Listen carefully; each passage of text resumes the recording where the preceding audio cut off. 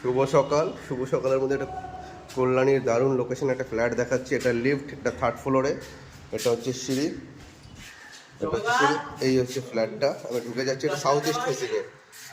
এই ঢুকলাম, ঢোকার পর এটা হচ্ছে আপনার রান্নাঘর, যেটা ঈশান কোণে পড়েছে রান্নাঘর, যেটা সবসময় পাওয়া যায় না। তার পাশাপাশি দারুণ বেডরুম, অসাধারণ বেডরুম আছে, পুরো সাউথ ইস্ট ফ্ল্যাট।